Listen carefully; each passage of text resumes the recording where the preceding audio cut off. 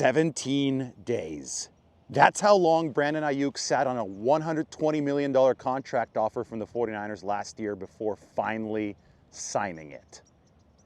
They passed him the ball. It took him 17 days to pass it back, and the downstream effects of that were disastrous. Aiyuk, because of it, missed all of training camp, didn't get back into uniform for the 49ers until right before the regular season, played poorly, obviously was hurt in week 7, and we have not seen him in a 49ers game day uniform on the field since. Well, fast forward to now. The 49ers have put Brandon Aiyuk on the reserve left squad list. They didn't want to do this, but he didn't give him a choice. They put the ball in his court even after he didn't honor the contract over the offseason. He didn't show up to rehabilitation appointments, so the 49ers fired a warning shot. They said, well, we're going to void your 2026 guarantees, but you still have your contract. You could still make that money in 2026. Just honor it. They put the ball in Brandon Aiyuk's court, but just like what happened in 2024, he didn't pass the ball back. The 49ers could not wait forever because they have a business to protect. So they had to give Brandon Aiyuk a true fork in the road. They had to give him a true decision. Either get out here and help the football team because that's what we're paying you to do, or we're going to start getting 2025 money back from you, 2024 signing bonus money back for you.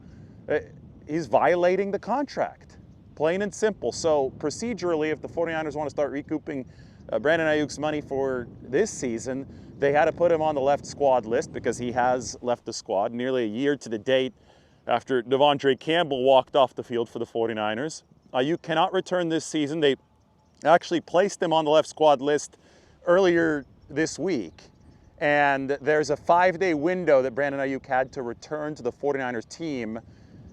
That window is expired. He did not return to the team, so he's ineligible to return this year. The 49ers are now eligible to start recouping some money. They paid most of Brandon Aiyuk's 2025 salary through an option bonus that's worth about $22.85 million. So they're definitely going to get a portion of that back.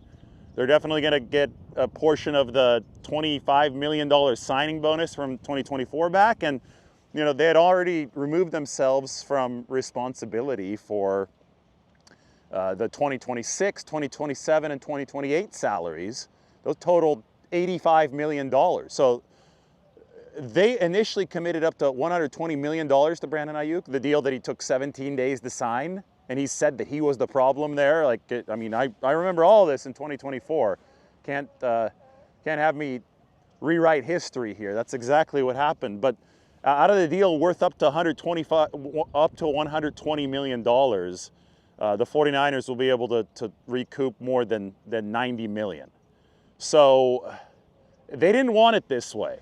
I mean, if the 49ers had their druthers, that they would pay Brandon Aiyuk all $120 million over the entire extension and get awesome production from him because he was awesome, especially in that 2023 season, which preceded the contract.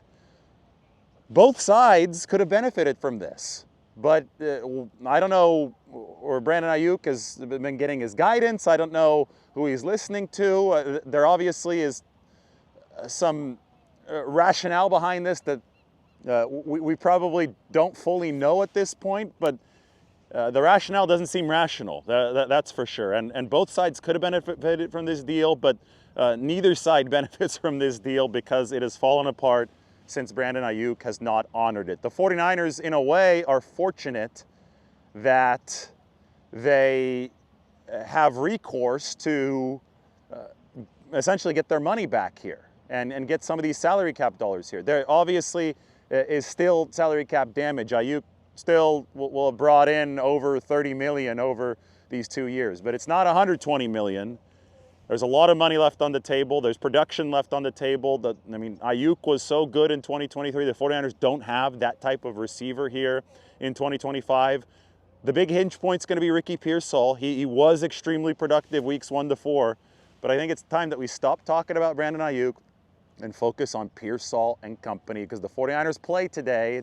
Hopefully it's a little bit warmer in Santa Clara. It's cold here in San Francisco. I think it's cold in all of California. But for the 49ers offense to turbocharge to elite levels, they're hoping that Aiyuk would be back. He let down his team, he let down his teammates. Now it's going to be up to Ricky Pearsall to deliver what he did before the knee injury earlier in the season.